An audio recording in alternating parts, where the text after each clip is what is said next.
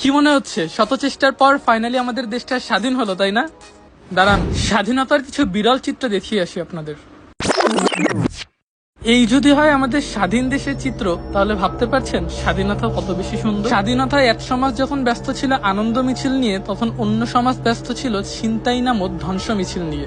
জাতি হিসেবে ভাবলেও খুব আশ্চর্য লাগবে, এই আনন্দের সময় সবাই যখন হাসছে, তখন কিছু মানুষ অন্য মানুষের ব্যবসা প্রতিষ্ঠান নষ্ট করে তার মুখের হাসিটা কিভাবে ছিনিয়ে নিচ্ছে। ভিডিওটা দেখলে মনে হচ্ছে না মেলায় ঘুরতে এসে সুন্দর শপিং করে আস্তে আস্তে হেঁটে হেঁটে বাসায় চলে যাচ্ছে তারা? কিন্তু বাস্তব চিত্রটা কিন্তু একদমই ভিন্ন। এই সব কিছুই হচ্ছে লুটপাটের জিনিস। আনন্দ মিছিলে যখন একদল আনন্দ করতে ব্যস্ত, তখন মানবরূপী অন্য আরেকটা সমাজ লুটপাট নামের এই ধ্বংস খেলায় ব্যস্ত ছিল, মানুষের ব্যবসা প্রতিষ্ঠান নষ্ট করে তাদের ব্যবসা প্রতিষ্ঠানের সব মালামাল হাতিয়ে নেওয়ার জন্য।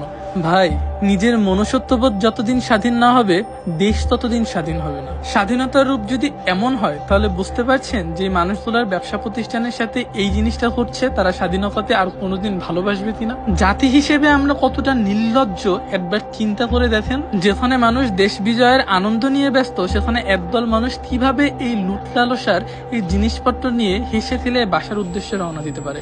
এই হচ্ছে বাংলাদেশ, আর এই হচ্ছে আমরা বাংলা জাতি। ভাবতে বা চিন্তা করতেও খুব লজ্জা লাগে। আনন্দ মিছিলের ভিডিও করছিলাম আর ভাবছিলাম আজকে বাসায় যে সুন্দর একটা ভিডিও আপনাদের জন্য উপহার দিব, বাট বাসায় আসার পথে যখন এই চিত্রগুলো দেখলাম, তখন আর সেই স্বাধীনতার ভিডিও আপনাদের সাথে শেয়ার করার মন মানসিকতা আমার আর নেই। প্রশ্ন তো আপনাদের উপরে এখন চলে আসছে, দেশটা কি আসলেও স্বাধীন হয়েছে? এই দেশে আপনি আমি এখন কি সত্যিই নিরাপদ? জাতি হিসেবে যতদিন না আমরা নিজেদের পরিবর্তন করতে পারবো, আমাদের দেশের ততদিন পরিবর্তনের কথা চিন্তা করাও ভুল। সো জাতি হিসেবে নিজেদের পরিবর্তন করুন, তারপরে দেশ নিজে নিজেই পরিবর্তন। সো কেমন লাগছে আপনাদের এই বিরল স্বাধীনতা চিত্রটা দেখতে? অবশ্যই কিন্তু কমেন্টে জানাবেন, আর ভিডিওটা কিন্তু বেশি বেশি করে শেয়ার করবেন। কারণ শুধুমাত্র আমাদের শহর খুলনাতেই না, বাংলাদেশের প্রতিটা জেলাতেই বর্তমান অবস্থা কিছু না কিছু এমন। যশোরের একটা নিউজে দেখলাম এটা রেস্টুরেন্টে আগুন লাগানো হয়েছে। এছাড়া খুলনা সহ অন্যান্য শহরে আগুন, লুটপাট এইসব তো এখন চলবেই।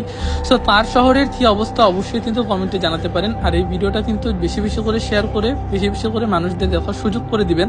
আর জাতি হিসেবে জানি তাদের মনে একটু লজ্জাবোধ আসে যে জাতি হিসেবে আমরা কতটা তুচ্ছ, কতটা নিম্ন, যে আনন্দের সময় আমরা একটা মানুষের ব্যবসা প্রতিষ্ঠান নষ্ট করে কিভাবে তার মুখ থেকে হাসি ছিনিয়ে নিতে পারি। যাদের ব্যবসা প্রতিষ্ঠানের সাথে আসতে এই ঘটনাটি ঘটলো, তারাও কিন্তু আনন্দিত ছিল বাংলাদেশের এই স্বাধীনতা নিয়ে। কিন্তু একবার চিন্তা করেন বর্তমান তাদের অবস্থা। যে মানুষগুলো তাদের ব্যবসা প্রতিষ্ঠানের এই জিনিসপত্রগুলো লুটপাট করে নিয়ে যে বাসায় যাচ্ছে, তারা কি একবার ভাবছে মানুষ হিসেবে তারা কতটা নির্লজ্জবোধ?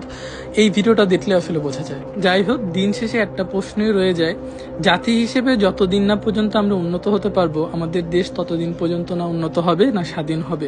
সো জাতি হিসেবে আজ নিজেদের পরিবর্তন করতে হবে, তাহলে দেশ এমনিতেই পরিবর্তিত হবে। ভিডিওটা শেয়ার করতে আমার আপনাদের সাথে খুব খারাপ লাগছে, বাট এই চিত্র আপনাদের দেখতেই হতো এই স্বাধীন বাংলাদেশের প্রথম পর্যায়ে এসে। ভিডিওটা কেমন লাগলো অবশ্যই জানাবেন। আর সবশেষে একটাই বলবো, ভিডিওটা বেশি বেশি করে শেয়ার করবেন। দেখা হবে নেক্সট কোনো ভিডিওতে অন্য কোনো বিষয় নিয়ে। তত সময় পর্যন্ত সবাই ভালো থাকবেন, সুস্থ থাকবেন, এই প্রত্যাশা নিয়ে আজকের মতো বিদায় নিচ্ছি। আল্লাহ হাফেজ।